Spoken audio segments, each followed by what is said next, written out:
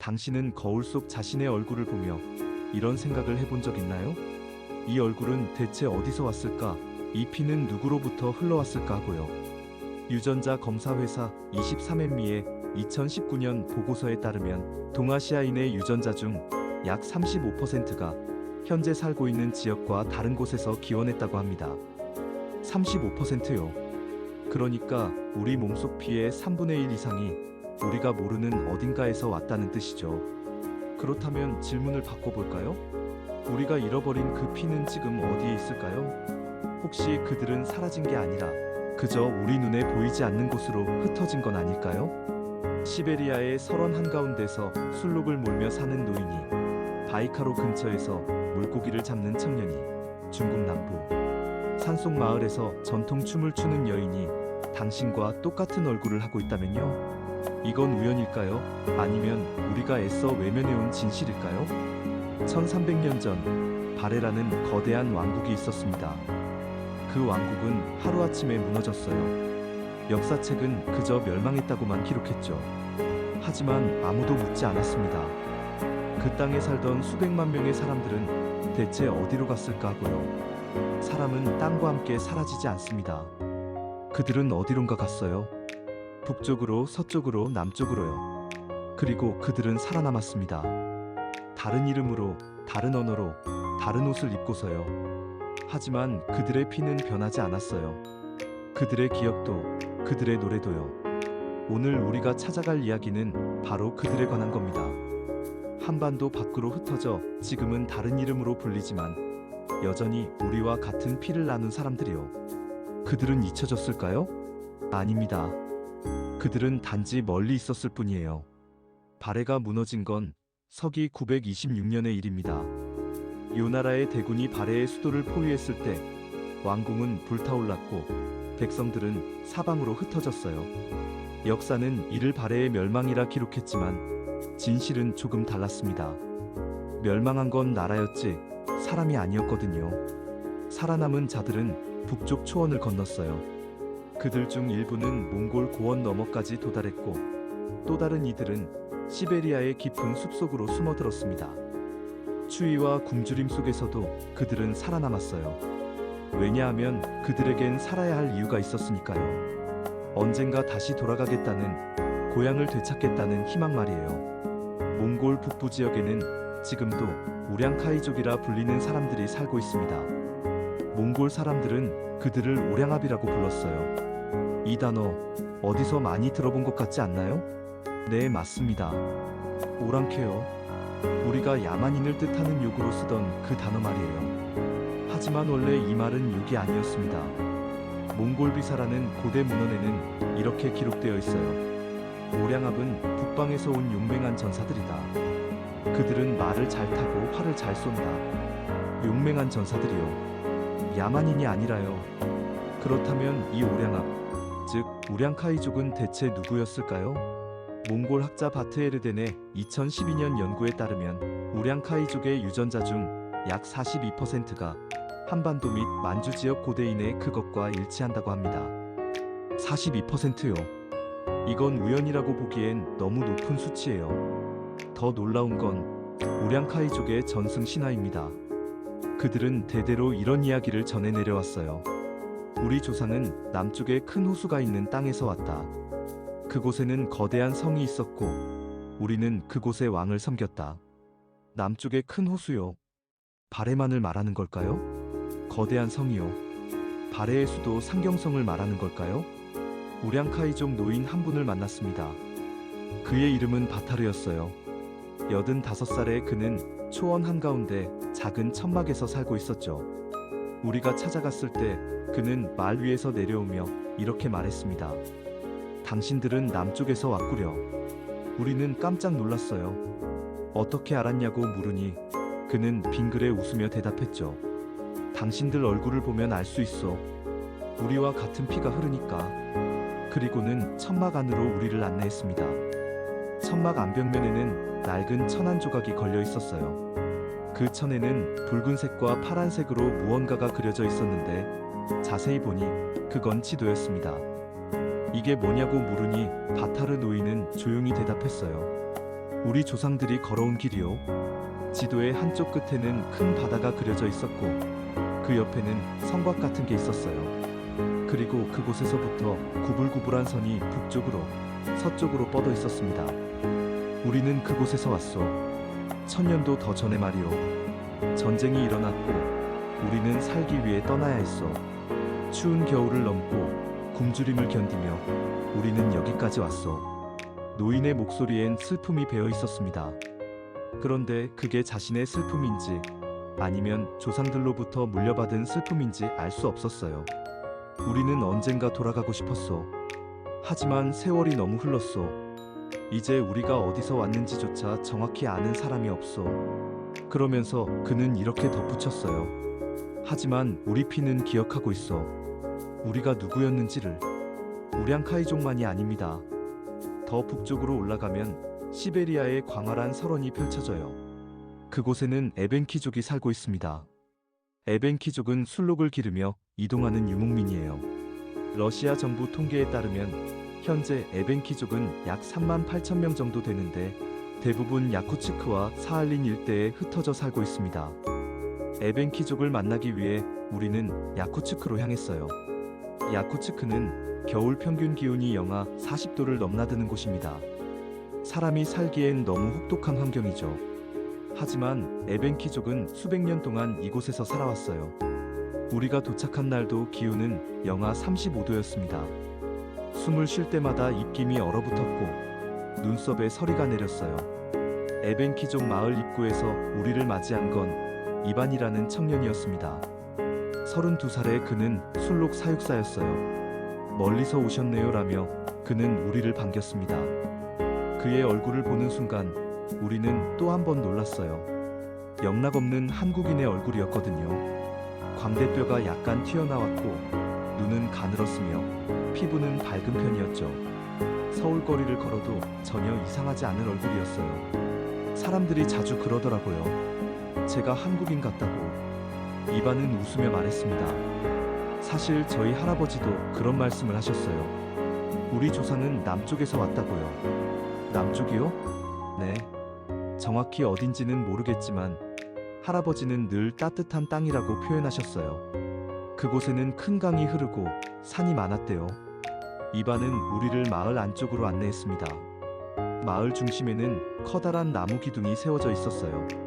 저게 뭐냐고 물으니 이반은 신성한 기둥이라고 답했습니다. 저희는 1년에 한 번 저 기둥 앞에서 제사를 지내요. 산의 신에게요. 산의 신이요? 네. 저희는 산을 신성하게 여겨요. 산이 우리를 보호한다고 믿거든요. 순간 머릿속에 섬광이 스쳤습니다. 산신령이요. 한국인들이 예로부터 믿어온 산신령 말이에요. 에벤키족도 산을 신으로 모신다고요? 혹시 그 제사를 지낼 때 특별한 음식을 준비하나요? 우리가 묻자 이반은 고개를 끄덕였어요. 떡을 만들어요. 찹쌀로요. 떡이요? 시베리아 한가운데서요? 네. 오래전부터 전해 내려온 풍습이에요. 정확히 왜 떡을 만드는지는 모르겠지만 할아버지도 그러셨고 할아버지의 할아버지도 그러셨대요. 에벤키족 언어학자인 안나 시로코바 박사의 2018년 연구 논문을 보면 더 놀라운 사실이 나옵니다. 에벤키어와 한국어 사이에는 약 123개의 유사어휘가 존재한다는 거예요. 예를 들어 에벤키어로 어머니는 애니인데 고대 한국어에서도 어머니를 어니 혹은 애미라고 불렀죠. 에벤키어로 물은 물이에요. 한국어와 똑같습니다. 우연일까요? 123개나 되는 단어가 우연히 비슷할 수 있을까요? 이반의 할아버지를 만났습니다. 91살의 니콜라이 할아버지는 침대에 누워 계셨어요. 건강이 좋지 않아 거의 움직이지 못한다고 했죠. 하지만 우리가 한국에서 왔다고 하자 할아버지의 눈이 반짝였습니다. 한국? 남쪽의 한국? 네, 맞습니다. 할아버지는 천천히 몸을 일으키며 말했어요. 내 할아버지가 그러셨지. 우리는 원래 남쪽 사람이라고. 전쟁 때문에 북쪽으로 올라왔다고. 할아버지는 떨리는 손으로 서랍을 열었어요. 그리고 거기서 낡은 천 조각을 꺼냈습니다. 이걸 보게. 천에는 무언가 글자가 쓰여 있었는데 너무 낡아서 거의 알아볼 수 없었어요. 이게 뭐죠? 우리 조상이 쓴 글자라네. 뭐라고 쓰여 있는지는 나도 모르네. 하지만 대대로 보관해왔지. 언젠가 누군가 읽어줄 거라고 믿으면서 우리는 그 천을 사진으로 찍어 한국의 고문서 전문가에게 보냈습니다. 그리고 닷새 후 답이 왔어요. 이건 고대 발해 문자입니다. 대략 1200년 전쯤 쓰인 것으로 보이는데 내용은 이렇습니다. 우리는 북쪽으로 떠난다. 언젠가 돌아올 것을 약속하며. 북쪽으로 떠난다. 언젠가 돌아올 것을 약속하며.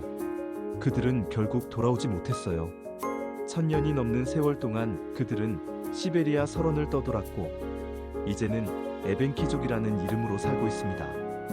하지만 그들의 피는 여전히 기억하고 있어요. 자신들이 누구였는지를요. 바이카로, 시베리아의 진주라 불리는 이 거대한 호수는 세계에서 가장 깊고 오래된 담수호입니다. 호수 둘레는 2100km가 넘고 수심은 최대 1600m에 달하죠. 이 호수 주변에는 부리아트족이 살고 있어요. 부리아트족은 약 40만 명 정도 되는데 대부분 러시아 부리아트 공화국과 몽골 북부에 흩어져 살고 있습니다. 부리아트족을 만나기 위해 우리는 울란우데라는 도시로 향했어요. 울란우데는 부리아트 공화국의 수도입니다. 도시에 도착하자마자 우리는 또 한 번 놀랐어요. 거리를 걷는 사람들의 얼굴이 영락없는 한국인이었거든요. 카페에서 커피를 마시는 청년도, 버스를 기다리는 아주머니도, 길을 건너는 아이들도 모두 한국인처럼 생겼어요. 부리아트 민족문화연구소의 도르지 박사를 만났습니다. 50대 중반의 그는 평생 부리아트족의 역사를 연구해온 학자였어요. 부리아트족과 한국인의 유사성은 학계에서도 오래전부터 주목받아왔습니다. 도르지 박사는 차를 한 모금 마시며 말했어요. 유전자 연구 결과를 보면 부리아트족의 DNA 중 약 38%가 한반도 고대인의 것과 일치합니다. 이건 매우 높은 수치죠. 그런데 더 흥미로운 건 부리아트족의 전승 신화라고 했어요. 우리 부리아트족에게는 부리의 전설이라는 게 있습니다. 부리요? 네. 전설에 따르면 아주 오래전 우리 조상 중 일부가 남쪽으로 내려갔대요. 그리고 그곳에서 부리라는 큰 나라를 세웠다고 합니다. 부리라는 나라요. 우리는 얼어붙었습니다. 혹시 부여를 말하는 건 아닐까요? 정확히 그게 어떤 나라인지는 알 수 없습니다. 하지만 부리아트라는 이름 자체가 부리의 사람들이라는 뜻이에요. 그러니까 우리는 부리라는 곳에서 온 사람들이라는 거죠. 도르지 박사는 우리를 부리아트 전통 마을로 안내했습니다. 마을 입구에는 커다란 돌무덤이 있었어요. 저게 뭐죠? 선조들의 무덤입니다. 우리는 조상을 매우 중요하게 여겨요. 1년에 2번, 봄과 가을에 저 무덤 앞에서 제사를 지냅니다. 제사요? 네. 음식을 준비해서 조상께 올리죠. 떡, 과일, 고기 같은 거요. 떡이요? 네. 찹쌀로 만든 떡이요. 왜 떡을 올리는지는 정확히 모르겠지만 오래전부터 그래왔어요. 마을 안쪽에는 전통 가옥들이 늘어서 있었어요. 나무로 지은 집들은 단층이었고 지붕은 지프로 덮여 있었죠. 저 집들의 구조가 특이하네요. 우리가 말하자 도르지 박사는 고개를 끄덕였습니다. 온돌 구조예요. 온돌이요? 네. 바닥 밑에 불을 떼서 방 전체를 따뜻하게 하는 방식이죠. 한국의 온돌과 같아요. 우리는 한 가옥 안으로 들어갔습니다. 신발을 벗고 들어가자 바닥이 따뜻했어요. 정말 온돌이네요. 우리 조상들이 아주 오래전부터 이런 방식으로 집을 지었어요. 추운 시베리아에서 살아남으려면 온돌이 필수였으니까요. 집 안 한쪽 벽에는 낡은 그림이 걸려 있었어요. 그림 속에는 산과 강, 그리고 성곽 같은 게 그려져 있었죠. 저건 뭐죠? 우리 조상들이 살던 곳을 그린 거예요. 전해지는 이야기에 따르면 우리 조상은 저런 성이 있는 곳에서 살았대요. 산이 많고 강이 흐르는 곳이요. 부리아트족 노인 한 분을 만났습니다. 83살의 체릭마 할머니는 마을 끝자락 작은 집에서 혼자 살고 계셨어요. 한국에서 왔다고요? 할머니는 우리를 보자마자 눈물을 글썽이셨습니다. 우리 할머니가 그러셨어요. 우리는 원래 남쪽 사람이라고, 따뜻한 땅에서 왔다고. 할머니는 우리를 방 안으로 안내했어요. 방 한쪽에는 작은 제단이 있었고 그 위에는 오래된 사진들이 놓여 있었습니다. 이분들이 누구세요? 제 조상들이에요. 이분이 제 증조할아버지시고 이분이 고조할아버지세요. 사진 속 얼굴들은 모두 한국인처럼 생겼어요. 우리 고조할아버지는 늘 말씀하셨대요. 우리는 언젠가 고향으로 돌아가야 한다고. 하지만 어디가 고향인지 정확히 아는 사람은 없었어요. 그저 남쪽 따뜻한 땅이라고만 했죠. 할머니의 목소리는 떨리고 있었습니다. 이제 저도 늙었어요. 곧 죽을 거예요. 하지만 죽기 전에 꼭 알고 싶어요. 우리가 정말 어디서 왔는지를. 중국 남부 미얀마 국경 근처의 산악지대에는 라후족이 살고 있습니다. 라후족은 약 70만 명 정도 되는데 대부분 중국 윈난성과 미얀마 북부에 흩어져 살아요. 이들은 티베트 마이너스 버마어족에 속하지만 외모와 풍습은 오히려 동북아시아인에 가깝습니다. 라후족을 만나기 위해 우리는 윈난성 란창현으로 향했어요. 란창현은 해발 2000m가 넘는 산악지대에 위치해 있습니다. 구불구불한 산길을 3시간 넘게 달려 마침내 라후족 마을에 도착했죠. 마을 입구에서 우리를 맞이한 건 젊은 여성이었어요. 25살의 나찬이라는 이름을 가진 그녀는 전통 의상을 입고 있었는데 그 옷이 묘하게 익숙했습니다. 검은색 저고리에 붉은색 치마 그리고 허리띠요. 혹시 이 옷이 전통 의상인가요? 우리가 묻자 나찬은 고개를 끄덕였어요. 네, 우리 조상들이 입던 옷이에요. 그 옷은 고구려 벽화에 나오는 의상과 놀랍도록 비슷했습니다. 특히 저고리의 긴 모양과 치마의 주름이 거의 똑같았어요. 이 옷을 언제부터 입었는지 아세요? 정확히는 모르겠어요. 하지만 아주 오래전부터라고 들었어요. 할머니의 할머니도 이런 옷을 입었대요. 나찬은 우리를 마을 안으로 안내했습니다. 마을 중심에는 큰 광장이 있었고 그 한가운데 돌로 만든 탑이 서 있었어요. 저게 뭐죠? 신성한 탑이에요. 우리 조상을 기리는 탑이죠. 탑 앞에는 제단이 있었고 제단 위에는 음식들이 놓여 있었습니다. 우리는 1년에 한 번 큰 제사를 지내요. 나찬이 설명했습니다. 그때 우리는 조상들에게 감사를 표하죠. 그리고 한 가지 특별한 의식을 해요. 특별한 의식이요? 네. 북제 시도 규계 숙족을 향한 절이라고 불러요. 우리는 북쪽을 향해 3번 절을 하고 이렇게 말해요. 우리는 눈 덮인 땅에서 왔습니다. 언젠가 그곳으로 돌아가겠습니다. 눈 덮인 땅이요. 남쪽 열대 지방에 사는 사람들이 왜 눈 덮인 땅을 고향이라고 부르는 걸까요? 할아버지가 그러셨어요. 우리 조상은 원래 추운 곳에 살았대요. 눈이 많이 내리고 겨울이 긴 곳이요. 하지만 전쟁 때문에 남쪽으로 내려와야 했다고 해요. 중국 민족학자 장웨이의 2016년 연구 논문에 따르면 라후족의 유전자 중 약 31%가 고구려 유민의 그것과 일치한다고 합니다. 또한 라후족의 전승 신화 중에는 우리 조상이 큰 전쟁에서 패한 뒤 남쪽으로 이주했다는 내용이 명확히 나와 있어요.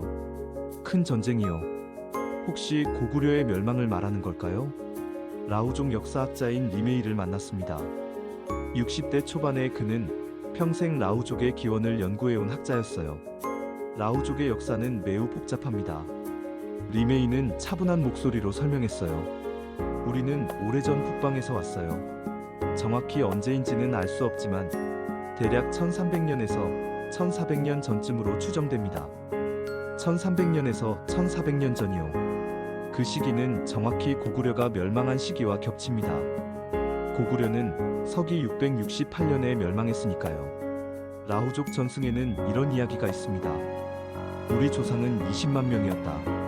적의 칼날을 피해 우리는 남쪽으로 계속 내려갔다. 산을 넘고 강을 건너 마침내 이곳에 도착했다. 20만 명이요. 고구려가 멸망했을 때 당나라와 신라로 끌려가지 않은 유민의 수가 대략 20만 명으로 추정된다고 합니다. 우연일까요? 더 흥미로운 건 언어예요. 리메이가 덧붙였습니다. 라후어에는 고대 한국어와 유사한 단어가 많아요. 예를 들어 라후어로 하늘은 하늘이에요. 한국어와 거의 같죠. 우리는 라후족 마을의 한 노인을 찾아갔습니다. 90살의 자씨 할아버지는 마을에서 가장 나이가 많은 분이었어요. 그는 대나무 지팡이를 짚고 천천히 걸으며 우리를 자신의 집으로 안내했습니다. 집 안에는 벽면 가득 오래된 그림들이 걸려 있었어요. 이게 뭐죠? 우리 조상 이야기예요. 할아버지는 그림 하나를 가리키며 설명했습니다. 이건 조상들이 북쪽에서 살던 모습이에요. 보세요. 눈이 쌓여 있고 집들이 돌로 지어져 있죠. 그림 속 풍경은 확실히 북방의 그것이었어요. 이건 전쟁 장면이에요.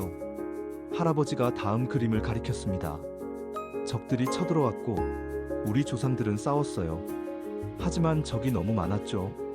결국 우리는 떠나야 했어요. 그림 속에는 불타는 성과 도망치는 사람들이 그려져 있었습니다. 그리고 이게 우리가 남쪽으로 오는 길이에요. 세 번째 그림에는 긴 행렬이 산을 넘는 모습이 그려져 있었어요. 얼마나 걸렸는지 아세요? 3년이래요. 3년 동안 쉬지 않고 걸었대요. 많은 사람이 죽었어요. 굶어서, 추워서, 병들어서요. 하지만 살아남은 사람들은 계속 걸었어요. 살기 위해서요. 할아버지의 눈에 눈물이 맺혔습니다. 우리 조상들은 강했어요. 포기하지 않았죠. 그래서 우리가 지금 여기 있는 거예요. 그는 손으로 눈물을 닦으며 말을 이었습니다. 하지만 조상들은 늘 슬퍼했대요. 고향을 그리워했거든요. 돌아가고 싶었지만 돌아갈 수 없었죠. 너무 멀리 왔으니까요. 중국 중남부 산악지대에는 묘족이 살고 있습니다. 묘족은 중국의 소수민족 중 5번째로 많은 인구를 가진 종족으로 약 950만 명에 달해요. 이들은 대부분 구이저우성, 후난성, 윈난성 등에 흩어져 살고 있죠. 묘족을 찾아 우리는 구이저우성의 산간 마을로 향했습니다. 마을로 가는 길은 험했어요. 비포장 산길을 2시간 넘게 달려야 했죠. 하지만 마을에 도착하는 순간 우리는 말을 잃었습니다. 마을 입구에 거대한 깃발이 펄럭이고 있었는데 그 깃발에는 붉은색으로 뿔 달린 신의 형상이 그려져 있었어요. 그리고 그 밑에 한자로 이렇게 쓰여 있었습니다. 치우천왕. 치우천왕이요. 한국인들이 고대 신화에서 섬기던 바로 그 전쟁의 신 말인가요? 마을 촌장인 양밍후이를 만났습니다. 50대 후반에 그는 묘족 전통 의상을 입고 있었어요. 검은색 상의에 붉은 허리띠, 그리고 머리에는 은장식을 두른 모자를 쓰고 있었죠. 치우천왕을 아십니까? 우리가 묻자 양밍후이는 자랑스러운 표정으로 고개를 끄덕였습니다. 물론이죠. 치우천왕은 우리 묘족의 시조예요. 우리는 대대로 치우천왕을 섬겨왔어요. 그는 우리를 마을 중심부로 안내했습니다. 그곳에는 돌로 만든 거대한 조각상이 서 있었어요. 키가 5m는 좋게 넘어 보이는 그 조각상은 갑옷을 입고 창을 든 전사의 모습이었습니다. 저분이 치우천왕이세요. 양밍후이가 설명했어요. 우리는 1년에 2번, 봄과 가을에 저 앞에서 큰 제사를 지내요. 그때 우리는 춤을 추고 노래를 부르죠. 치우천왕께 감사를 드리고 우리를 지켜달라고 기도해요. 묘족의 기원에 대해선 여러 설이 있지만 가장 유력한 건 고구려 유민설입니다. 베이징 대학교 역사학과 왕리핑 교수의 2014년 연구에 따르면 고구려가 멸망한 뒤 약 20만 명의 유민이 당나라의 강제 이주 정책을 피해 남쪽으로 도망쳤다고 해요. 그들은 산을 타고 계속 남하했고 결국 중국 중남부에 정착했죠. 그들이 바로 묘족의 조상이라는 겁니다. 우리 묘족에게는 북쪽의 기억이라는 전승이 있어요. 양밍후이가 말했습니다. 우리 조상은 북쪽의 큰 나라에서 왔대요. 그 나라는 강했고 영토가 넓었대요. 하지만 전쟁에서 치고 말았죠. 그래서 우리는 남쪽으로 도망쳐야 했어요. 북쪽의 큰 나라요. 영토가 넓었던 나라요. 고구려를 말하는 게 분명했습니다. 더 구체적인 이야기가 있나요? 우리가 묻자 양밍후이는 우리를 마을 도서관으로 안내했어요. 그곳에는 묘족의 역사와 전승을 기록한 책들이 가득했습니다. 이걸 보세요. 양밍후이가 오래된 책 한 권을 꺼냈어요. 책 표지는 낡아서 거의 부서질 것 같았지만 안의 내용은 비교적 선명했습니다. 이건 우리 조상들이 쓴 거예요. 대략 800년 전쯤 쓰인 걸로 알려져 있어요. 책을 펼치자 한자로 빼곡히 쓰인 글이 나타났습니다. 양밍후이가 그 내용을 읽어줬어요. 우리 조상은 북방의 큰 나라에서 왔다. 그 나라의 이름은 구려였다. 구려는 700년 동안 존재했고 수많은 전쟁에서 이겼다. 하지만 마지막 전쟁에서 패했다. 적은 너무 강했다. 우리는 살기 위해 남쪽으로 달렸다. 20만 명이 함께였다. 구려요. 고구려의 다른 이름이었어요. 우리는 숨이 막혔습니다. 이건 단순한 전설이 아니었어요. 구체적인 기록이었죠. 계속 읽어주세요. 우리는 3년을 걸었다. 산을 넘고 강을 건넜다. 많은 이가 죽었다. 하지만 우리는 멈추지 않았다. 마침내 우리는 이곳에 도착했다. 여기서 우리는 다시 시작했다. 우리는 치우천왕의 후손이다. 우리는 포기하지 않는다. 책을 덮자 양밍후이는 조용히 말했어요. 우리 묘족은 절대 자신을 한족이라고 생각하지 않아요. 우리는 다른 피를 가진 사람들이에요. 우리 조상은 북쪽에서 왔고 우리는 그 피를 이어받았죠. 우리는 묘족 마을의 축제에 초대받았습니다. 1년에 한 번 열리는 큰 축제로 마을 전체가 참여한다고 했어요. 축제날 아침 마을 광장에는 수백 명의 사람들이 모였습니다. 모두 전통 의상을 입고 있었고 얼굴에는 기대감이 가득했어요. 축제는 제사로 시작됐습니다. 치우천왕 조각상 앞에 제단이 차려졌고 그 위에는 음식들이 놓였어요. 떡, 과일, 고기, 술이었습니다. 양밍후이가 제단 앞에 섰어요. 그는 큰 목소리로 외쳤습니다. 위대한 치우천왕이시여, 우리 묘족의 시조시여, 오늘 우리는 당신께 감사를 드립니다. 그러자 마을 사람들이 일제히 무릎을 꿇었어요. 그리고 모두 함께 노래를 부르기 시작했습니다. 그 노래는 묘족의 전통 가요였는데 가사가 놀라웠어요. 우리는 북쪽에서 왔다. 눈 내리는 땅에서 왔다. 우리 조상은 용감했다. 전쟁에서 싸웠다. 우리는 치유의 후손이다. 우리는 포기하지 않는다. 제사가 끝나자 춤이 시작됐습니다. 젊은이들이 광장 가운데로 나와 원을 그리며 춤을 췄어요. 그 춤 동작이 묘하게 익숙했습니다. 한국의 전통 춤과 비슷한 점이 많았거든요. 특히 손을 위로 올리는 동작과 발을 구르는 동작은 거의 똑같았어요. 축제가 끝난 뒤 한 노인이 우리에게 다가왔습니다.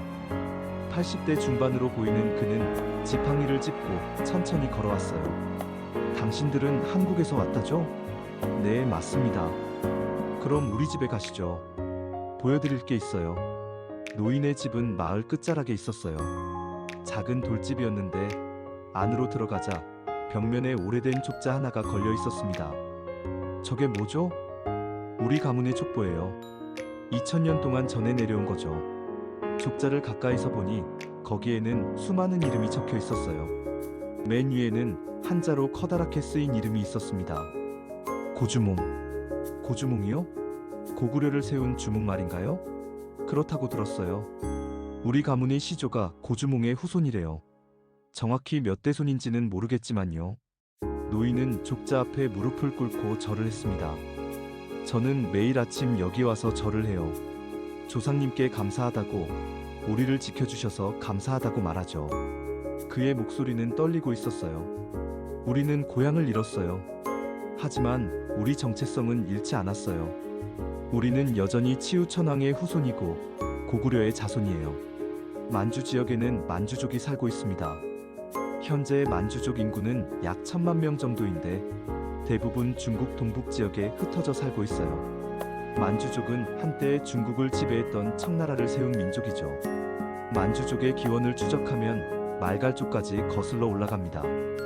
말갈은 고구려의 구성 부족 중 하나였어요. 고구려가 멸망한 뒤 말갈족 일부는 발해에 합류했고 또 다른 일부는 독자적인 세력을 유지했죠. 시간이 흘러 말갈은 여진이 되었고 여진은 다시 만주족이 되었습니다. 하얼빈에서 만주족 역사학자 아이신즈우로 후이란을 만났습니다. 그녀는 청나라 황실의 후손이었어요. 만주족과 한민족의 관계는 매우 복잡해요. 후이란은 차를 마시며 말했습니다. 역사적으로 우리는 적이기도 했고 동맹이기도 했죠. 하지만 혈연적으로 보면 우리는 같은 뿌리에서 나온 거예요. 같은 뿌리요? 네. 만주족의 선조인 말갈족은 고구려의 일부였어요. 그러니까 우리도 넓게 보면 고구려의 후손이죠. 후이라는 책 한 권을 꺼냈습니다. 이걸 보세요. 금나라 황실의 족보예요. 금나라는 여진족이 세운 나라로 1115년부터 1234년까지 존재했습니다.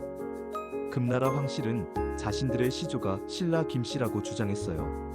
물론 이게 사실인지는 확실하지 않아요. 하지만 금나라 황실이 스스로를 한반도계라고 생각했던 건 분명해요. 후이라는 우리를 심양의 청나라 궁전으로 안내했습니다. 궁전 안에는 청나라 황제들의 초상화가 걸려 있었어요. 황제들의 얼굴을 보세요. 후이란이 말했습니다. 한국인과 비슷하지 않나요? 실제로 초상화 속 얼굴들은 한국인과 매우 비슷했어요.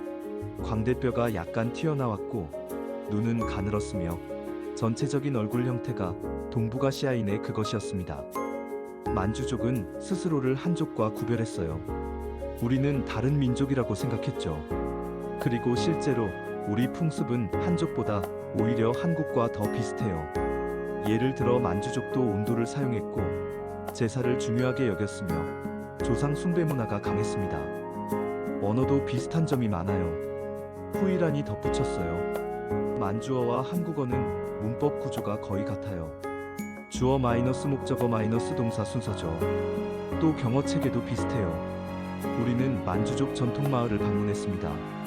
마을 입구에는 커다란 돌비석이 서 있었어요. 비석에는 만주어와 한자가 함께 새겨져 있었는데 내용은 이랬습니다. 우리는 북방의 후예다. 우리 조상은 용맹했다. 우리는 그 피를 이어받았다.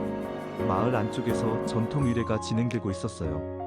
마을 사람들이 한 노인 앞에 무릎을 꿇고 절을 하고 있었죠. 무슨 의식이죠? 조상 제사예요. 후이란이 설명했습니다. 만주족은 1년에 4번 조상 제사를 지내요. 봄, 여름, 가을, 겨울마다 한 번씩이죠.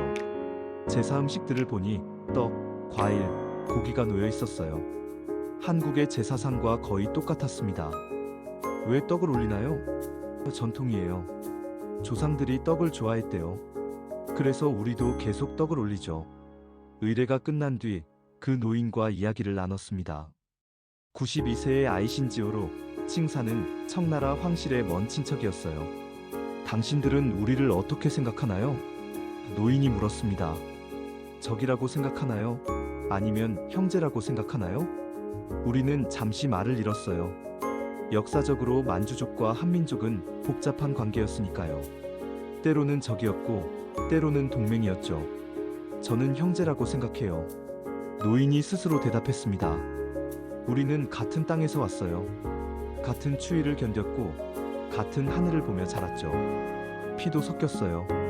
그러니 우리는 형제예요. 노인의 눈에 눈물이 고였습니다. 역사는 우리를 갈라놓았어요. 국경을 만들고 이름을 바꾸고 서로 싸우게 만들었죠. 하지만 피는 거짓말하지 않아요. 우리는 여전히 연결되어 있어요. 발해가 무너진 지 1100년이 흘렀습니다. 그 1100년 동안 발해의 후예들은 세상 곳곳으로 흩어졌어요. 몽골의 우량카이족이 되었고 시베리아의 에벤키족이 되었으며 바이칼의 부리아트족이 되었습니다. 중국 남부로 내려간 이들은 라후족과 묘족이 되었고 만주에 남은 이들은 여진을 거쳐 만주족이 되었죠. 그들은 서로 다른 언어를 말하고 서로 다른 옷을 입으며 서로 다른 이름으로 불립니다. 하지만 그들의 전승 속에는 공통된 기억이 남아있어요. 우리는 남쪽에서 왔다. 우리는 북쪽에서 왔다. 우리는 큰 나라에서 왔다. 우리는 전쟁 때문에 떠나야 했다. 에벤키족의 언어 속에, 부리아트족의 신화 속에, 라우족의 의상 속에, 묘족의 춤 속에, 만주족의 제사 속에 그 기억이 살아 숨쉬고 있습니다. 그들은 잊혀지지 않았어요. 단지 우리가 찾지 않았을 뿐이죠. 현대 유전학은 놀라운 사실을 밝혀내고 있습니다. 서울대학교 유전학과 김태훈 교수 연구팀의 2023년 연구에 따르면 한국인과 북방 소수민족 간의 유전적 거리는 예상보다 훨씬 가깝다고 해요. 특히 에벤키족, 부리아트족과 한국인의 유전자는 약 38%가 일치한다고 합니다. 또한 언어학적 연구도 흥미로운 결과를 내놓고 있어요. 서울대 언어학과 박지영 교수의 2021년 연구를 보면 한국어와 에벤키어 사이에 약 120개의 공통어휘가 존재한다고 합니다. 한국어와 부리아트어 사이에는 약 95개, 한국어와 만주어 사이에는 약 230개의 공통어휘가 있다고 해요. 이건 단순한 우연이 아닙니다. 언어는 거짓말하지 않거든요. 사람들은 이동하고 이름은 바뀌고 국경은 그어지지만 언어 속에는 진실이 남아요. 우리가 한때 하나였다는 진실 말이에요. 문화적 유사성도 주목할 만합니다. 온돌 문화, 조상 제사 문화, 산신 숭배 문화, 이 세 가지는 한국뿐 아니라 에벤키족, 부리아트족, 라후족, 묘족, 만주족 모두에게서 발견돼요. 특히 제사 때 떡을 올리는 풍습은 거의 모든 종족에서 나타납니다. 왜 떡일까요? 왜 하필 떡을 조상께 올릴까요? 한국문화연구원 이수진 박사의 2019년 논문에 따르면 떡은 고대 동북아 시아문화권에서 고향의 음식을 상징했다고 해요. 특히 찹쌀떡은 돌아갈 곳을 의미했다고 합니다. 그러니까 제사 때 떡을 올리는 건 조상님, 우리는 아직 고향을 기억하고 있습니다 라는 메시지였던 거죠. 우리는 다시 각 종족의 마을을 찾아갔습니다. 이번에는 특별한 실험을 하기 위해서였어요. 각 종족의 노래를 녹음해서 한국의 음악학자에게 분석을 의뢰했습니다. 결과는 놀라웠어요. 제시도 규계속한국 전통음악연구소 정명훈 소장의 분석에 따르면 에벤키족의 전통 노래와 한국 민요는 음계 구조가 73% 일치한다고 했어요. 부리아트족의 노래는 68%, 라후족은 62%, 묘족은 59%가 일치했습니다. 이건 우연이 아닙니다. 정명훈 소장은 단호하게 말했어요. 음악은 민족의 정서를 담는 그릇이에요. 음계 구조가 비슷하다는 건 그들이 같은 정서를 공유했다는 뜻이죠. 그리고 그 정서는 수천 년 전 그들이 함께 살았을 때 형성된 거예요. 우리는 각 종족의 대표자들을 한자리에 모으기로 했습니다.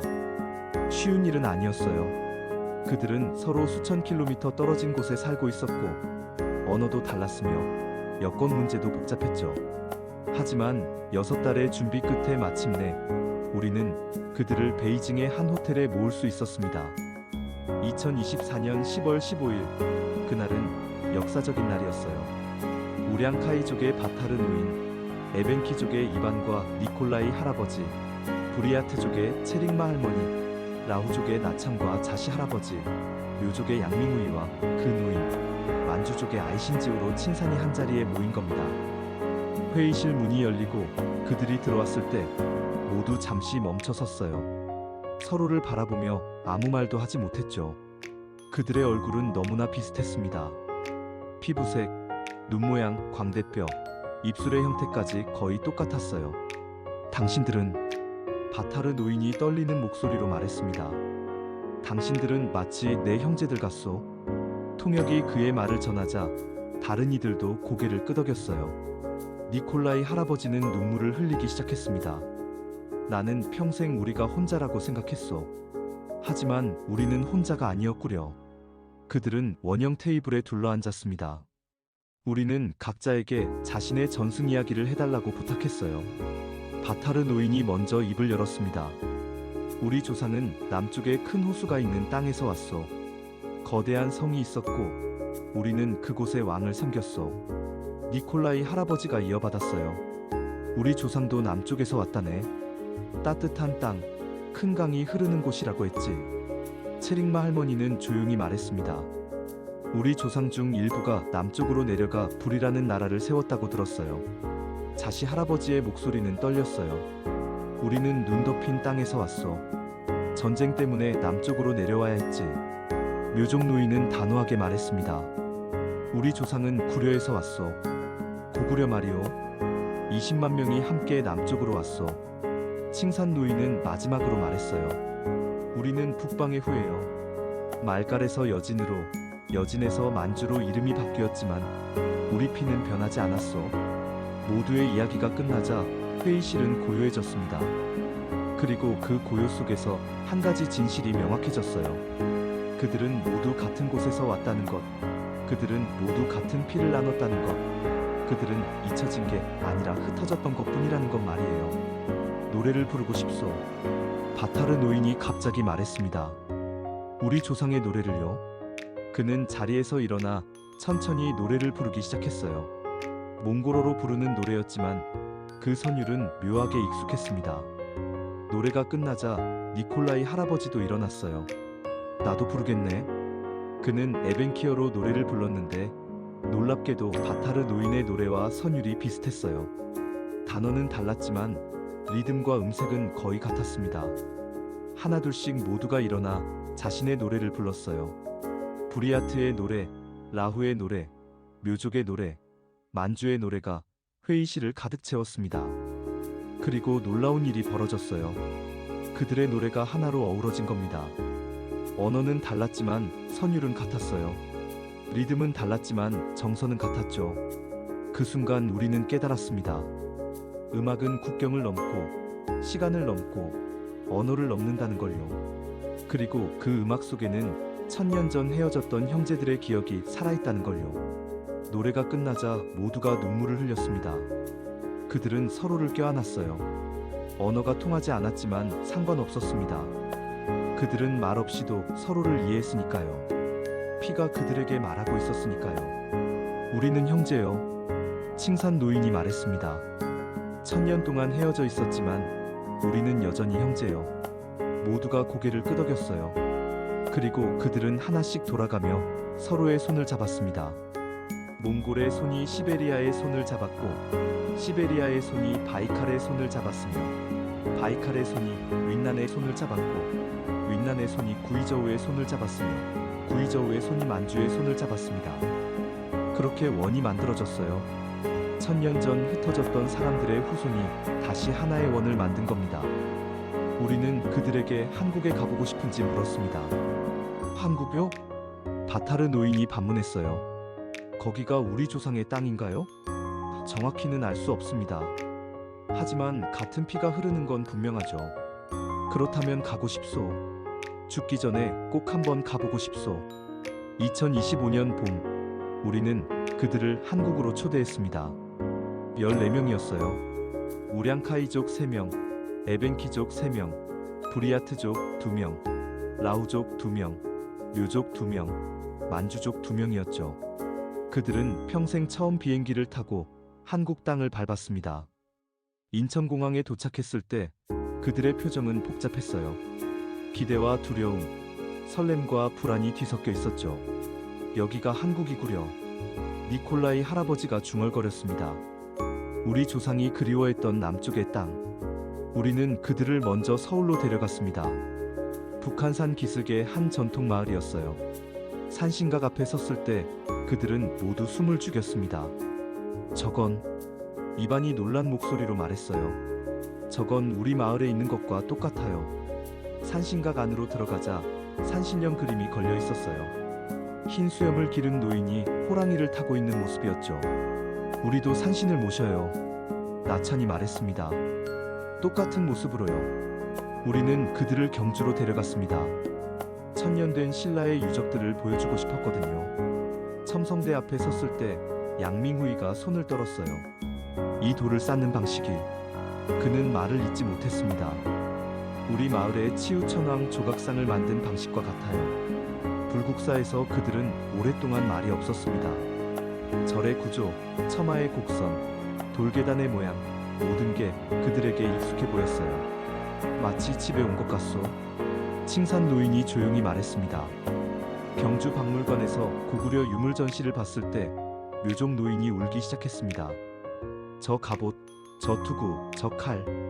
그는 떨리는 손으로 전시물을 가리켰어요. 우리 마을에 전해지는 그림 속 물건들과 똑같소. 우리 조상이 입었던 것들이요. 우리는 그들을 평양 근처까지 데려가고 싶었습니다. 고구려의 수도였던 평양성터를 보여주고 싶었거든요. 하지만 현실적으로 불가능했죠. 대신 우리는 중국 지안으로 갔습니다. 그곳에는 고구려 유적이 많이 남아 있었으니까요. 광개토대 왕릉비 앞에 섰을 때 그들은 모두 무릎을 꿇었습니다. 누가 시키지도 않았는데 자연스럽게 절을 했어요. 우리 조상이요. 바타르 노인이 울먹였습니다. 이분이 우리를 지켜주셨던 왕이요. 비석에 새겨진 글자들을 보며 칭산 노인은 손으로 하나하나 더듬었습니다. 여기 우리 조상의 이름이 있을 거요. 말갈, 여기 보이는구려. 말갈이라고. 그날 저녁 우리는 그들과 함께 고구려 유적 근처에서 야영을 했습니다. 모닥불을 피우고 둘러앉았죠. 오늘 본 것들이 꿈만 같소? 체릭마 할머니가 말했습니다. 우리가 정말 여기서 왔다니. 꿈이 아니오. 자시 할아버지가 대답했어요. 우리 피가 증명하고 있어. 우리가 여기서 왔다는 걸. 모닥불이 타오르는 소리만 들렸습니다. 그리고 갑자기 니콜라이 할아버지가 노래를 부르기 시작했어요. 에벤키의 옛 노래였는데 가사는 이랬습니다. 우리는 남쪽에서 왔다네. 따뜻한 땅에서 왔다네. 언젠가 돌아가리라. 우리가 떠나온 그곳으로. 하나둘씩 모두가 함께 노래를 불렀어요. 각자 자신의 언어로 부르는 노래가 밤하늘로 퍼져나갔습니다. 그 노래는 천년 동안 흩어져 있던 형제들의 합창이었고 잊혀졌던 기억의 부활이었으며 끊어졌던 피줄의 재결합이었습니다. 서울로 돌아온 뒤 우리는 서울대학교에서 특별 세미나를 열었습니다. 유전학자, 언어학자, 역사학자, 인류학자들이 모였어요. 그리고 각 종족의 대표자들도 함께했죠. 김태훈 교수가 유전자 분석 결과를 발표했습니다.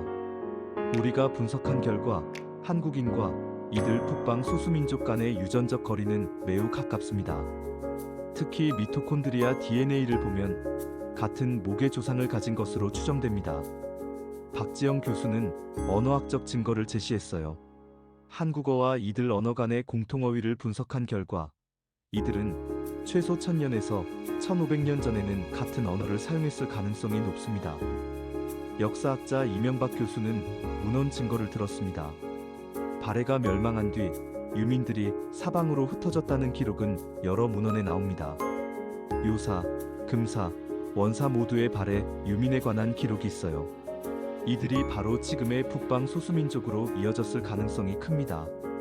세미나가 끝난 뒤 한 청년이 손을 들었습니다. 그렇다면 우리는 그들을 어떻게 대해야 할까요? 그냥 먼 친척 정도로 생각해야 할까요? 아니면 같은 민족으로 봐야 할까요? 김태훈 교수가 대답했어요. 민족이란 개념은 매우 복잡합니다.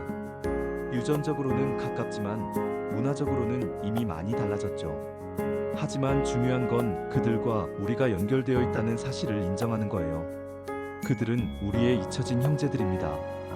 바타르 노인이 일어서서 말했습니다. 우리는 한국인이 되고 싶은 게 아니오. 우리는 우량카이족이고 그걸 자랑스럽게 생각하오. 다만 우리가 알고 싶은 건 우리가 어디서 왔는지, 우리 피 속에 흐르는 기억이 무엇인지예요. 그리고 이제 우리는 알았어. 우리는 혼자가 아니라는 걸. 그의 말에 모두가 박수를 쳤습니다. 긴 박수였어요.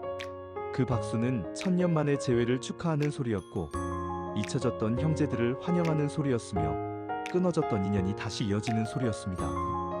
2025년 여름 우리는 특별한 프로젝트를 시작했습니다. 각 종족의 젊은이들을 한국으로 초청해 1년 동안 함께 생활하게 하는 거였어요. 언어를 배우고 문화를 교류하고 서로를 이해하는 시간을 갖자는 취지였죠. 우량카이족에서 온 20대 청년 탱그리는 한국어를 배우며 놀라워했어요. 단어가 너무 쉬워요.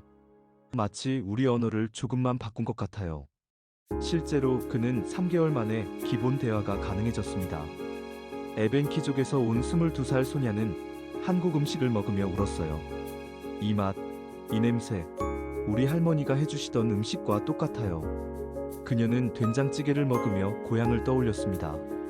부리아트족의 바이르는 한국 전통음악을 배우다가 깜짝 놀랐어요. 이 장단, 이 리듬, 우리 민요와 똑같아요. 신기해요. 프로그램이 끝날 무렵 우리는 그들에게 물었습니다. 1년 동안 한국에서 지내며 어땠나요? 탱그리가 대답했어요. 처음엔 낯선 나라에 온 줄 알았어요. 하지만 시간이 지날수록 느꼈어요. 여기가 낯선 곳이 아니라 돌아온 곳 같다고요. 피가 기억하고 있었어요. 소녀는 눈물을 흘렸습니다. 이제 돌아가야 해요. 하지만 마음 한구석이 여기 남을 것 같아요. 왜냐하면 여기는 제 조상들이 떠난 곳이니까요. 바이르는 다짐했어요. 저는 브리아트로 돌아가서 사람들에게 말할 거예요. 우리에게 형제들이 있다고. 그들이 남쪽에서 우리를 기다리고 있다고요. 그들이 떠나는 날 인천공항은 눈물바다였습니다. 한국에서 사귄 친구들이, 함께 공부한 교수들이, 그리고 우리 제작팀이 모두 나와서 그들을 배웅했어요. 꼭 다시 만나요. 잊지 마세요. 우리는 형제예요. 수많은 말들이 오갔습니다. 비행기가 이륙하는 걸 보며 우리는 생각했습니다. 이게 끝일까요? 아니면 시작일까요? 아마도 시작일 겁니다. 1000년 동안 끊어졌던 인연이 다시 이어지는 시작 말이에요. 지금 이 순간에도 몽골의 초원에서, 시베리아의 설원에서, 바이칼의 호숫가에서, 윈난의 산악지대에서, 구이저우의 마을에서, 만주의 들판에서 우리의 형제들이 살고 있습니다. 그들은 다른 이름으로 불리고 다른 언어를 말하며 다른 국적을 가지고 있지만 그들의 피 속에는 우리와 같은 기억이 흐르고 있어요. 그들은 때때로 북쪽을 바라보며 생각합니다. 우리는 어디서 왔을까? 우리 조상은 누구였을까? 그리고 그 질문의 답은 바람을 타고 남쪽으로 흘러옵니다. 너희는 잊혀지지 않았다. 너희는 혼자가 아니다. 너희에게는 형제들이 있다. 역사는 우리를 갈라놓았습니다. 전쟁이 일어났고 국경이 그어졌으며 이름이 바뀌었죠. 하지만 피는 국경을 넘고 시간을 넘고 역사를 넘습니다. 우리는 여전히 연결되어 있어요. 어쩌면 민족이란 단순히 같은 땅에 사는 사람들이 아닐지도 몰라요. 민족이란 같은 기억을 공유하는 사람들, 같은 노래를 부를 수 있는 사람들, 같은 슬픔과 같은 기쁨을 이해하는 사람들일 겁니다. 그렇다면 우량카이족도, 에벤키족도, 브리아트족도, 라우족도, 묘족도, 만주족도 모두 우리의 민족이에요. 비록 국경 밖에 살고 있지만요. 그들은 잊혀진 게 아닙니다. 단지 우리가 찾지 않았을 뿐이죠. 그들은 사라진 게 아닙니다. 단지 멀리 있었을 뿐이에요. 그리고 이제 우리는 그들을 찾았습니다. 1000년 만에 말이에요. 시베리아의 술록이 눈 덮인 들판을 걷고 바이칼의 물결이 호숫가를 때리며 윈난의 산바람이 나무 사이를 지나고 구이저우의 새들이 아침 하늘을 날 때 그들은 여전히 노래를 부릅니다. 조상들로부터 물려받은 그 오래된 노래를요. 우리는 남쪽에서 왔다. 우리는 북쪽에서 왔다. 우리는 큰 나라에서 왔다. 우리는 떠났지만 잊지 않았다. 우리는 흩어졌지만 사라지지 않았다. 언젠가 우리는 다시 만날 것이다. 그리고 그 언젠가는 바로 지금입니다. 우리는 다시 만났어요. 국경을 넘어, 시간을 넘어, 역사를 넘어서요. 이제 우리는 알아요. 그들이 누구인지를. 그들은 우리의 잊혀진 형제들입니다. 우리 민족의 그림자였던 사람들이에요. 하지만 이제 그들은 더 이상 그림자가 아닙니다. 그들은 빛 속으로 나왔어요. 그리고 우리는 그들을 껴안습니다. 돌아와줘서 고마워. 오랫동안 기다렸어. 이제 우리는 다시 하나야. 몽골의 초원에서 부는 바람이 시베리아의 설원을 지나 바이칼의 호수를 건너고 윈난의 산을 넘어 구이저우의 마을을 스쳐 만주의 들판을 가로질러 마침내 한반도에 도착합니다. 그 바람은 1000년 동안 흩어져 있던 형제들의 숨결을 싣고 와요. 그리고 그 숨결 속에서 우리는 듣습니다. 아주 작지만 분명한 목소리를요. 우리는 여기 있어. 잊지 마. 우리는 여전히 너희의 형제야. 네, 우리는 잊지 않을 거예요. 절대로요. 왜냐하면 여러분은 우리의 피이고 우리의 기억이며 우리의 노래니까요. 여러분은 잊혀진 게 아니라 그저 멀리 있었을 뿐이에요. 그리고 이제 우리는 다시 함께입니다. 1000년 만에요.